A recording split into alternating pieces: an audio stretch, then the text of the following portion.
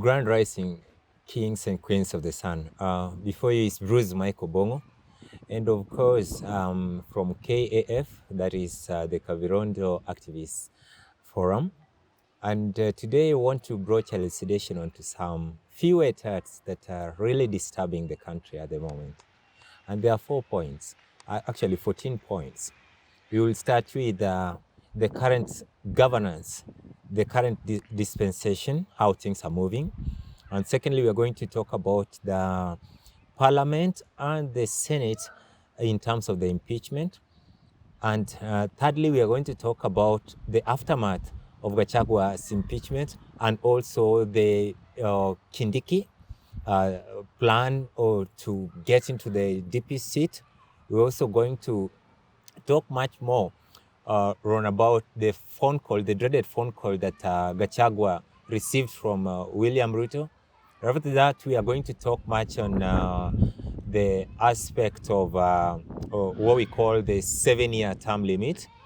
We also want to broach much into the new political party formation of ODM stroke UDA. And we also have to talk much in terms of the State House WhatsApp group, the WhatsApp group for the intercessors. We must also give here when it comes to the Madaraka Day celebration that we just had, and also the aspect of the takings of Gachagua, what he needs to lead taking. We are also going to talk about much on the Koome, Chief Justice, and much about the Watangola. Yes, so we'll start first by addressing the current dispensation. As you know that this Kenya Kwanza government, which was prayed into office by the clergy, by the majority of Kenyans then that we believe voted for the government. Now, what we are seeing today is opposed to what should have been in this shareholders government. There is a Kenya Kwanza government that today we have slots that were given to ODM through Raila Amolo Odinga's, they say, broad-based government structure that they formed with the president, William Ruto. But if you look carefully at how the CSS that were brought as experts from the ODM government against those who were initially there, you're going to realize, one, that the CSS that were brought from ODM, I'm talking about Opio and I'm talking about the CS for Treasury, John Badi, Joho, and Oparanya. These are people who have really mastered the art of what is called publicity. They know how to make hay with their offices, as opposed to what the former cabinet, the likes of Moses Kuria, the likes of Murkomen, Kipchumba. You remember how they were selling hopelessness to Kenyans. They made Kenyans feel like there is no governance structure in our country. I remember Moses Kuria, at one time, quote in Swahili, he said, chimba kisima yako. That was really not auguring well at a time when people were really talking about the high cost of fuel, comparing what it is in Kenya, how it goes to Uganda and the rest. Not forgetting that the fuel in Uganda would pass through Kenya and still they would charge less comparatively to our scenario. So I would say that Raila Amolo Odinga selected people who are coming to really reap big out of the publicity in the dockets that they hold. The same Kenya Kwanza people who are there, CSS, are also serving in other dockets, were always plundering, telling Kenyans how situations are unbearable. I remember their day one, when they were, the assumption to office, they were talking about there is nothing in the public coffers. There is no money. But look at it now. ODM has made it look like Opiyo Wandayi, the CS of Energy, has performed miracles, and today the matters that pertain the reduction of the fuel prices, all the credits are now on Opiyo Wandayi because he's the CS there. He's been there to stabilize this. They really know how to market themselves very, very fast when the time is there. But now look at what the Kenya Kwanza regime, in their own regime, what they are doing.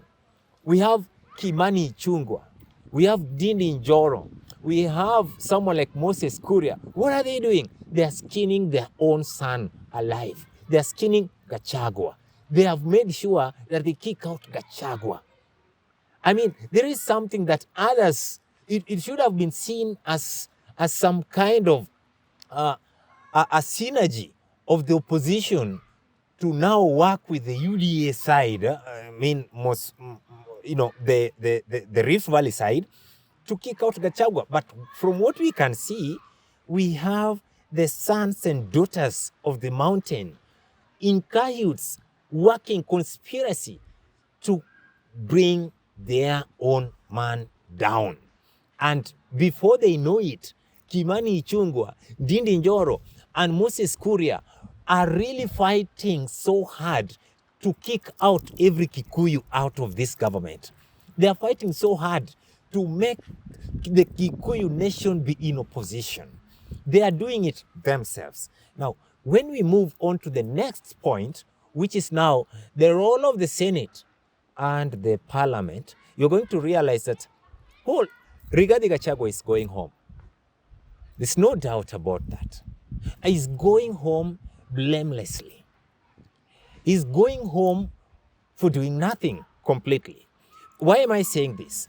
We had 11 points, 11 charges against Gachagua for his impeachment. But look at what happened at the National Assembly. Nothing happened there that would really warrant some merits on Wetangula. Really, if you look at how these things were done, and we had Mutuse saying very well that it is not in his own, powers to be able to substantiate the 11 counts. I mean, that was very, very sad. It is the lowest point a parliament can ever find itself in. And that is why I really side with those who call it that it is the theater of the absurd. It's absurdity that we saw there. Going to the Senate, he was not even given a chance to be cross-examined. So you realize that it has thrown a big, big shame to what we call the Mount Kenya legislators. Now, as we speak, I can say that the Mount Kenya legislators are only but really angling on time. They hope and wish that this impeachment cloud of Rigathi Gachagua that is giving them hell and sleepless nights would come down. They pray so much that the dust will settle. But you know what? This is going to settle. The dust will settle. But the dust will again erupt immediately you go back to Mount Kenya, especially the Mount Kenya West, with your yellow t-shirts and the UDA branded wheelbarrows. That is when you will know that initially, actually, the people had a problem and the people had a nail, had something to bite with you. Honestly speaking, we know very well William Ruto would want two things from the Mount Kenya legislators: to make sure that they paint their constituencies yellow. That will not work right now. But again, it has come to the fore to tell every Kenyan that indeed a drunkard is the most truthful person. Look at the man that you voted for, to the House, the Hill, the State House. Someone who can dare impeach you in your hospital bed. Someone who can dare level 11 accusations against you without giving you a time to respond, even to be cross-examined by the other side who are the complainants. I think that was very, very, very unfair. And also moving forward, you're also going to realize that on this etat, we are finding ourselves in a scenario that we even have to sympathize with Wamushomba. Because she's the only person who is really smelling the coffee. I don't know whether Kimani Ichung'wah, Dini Nyoro, Moses Kuria, plus the other Tugege MPs would want to go to the Indian Ocean and drink the entire water in the Indian Ocean to know that it is salty. Let me tell you that someone who has betrayed you can betray you once more. And they should have smelt the coffee long time ago. Thank you.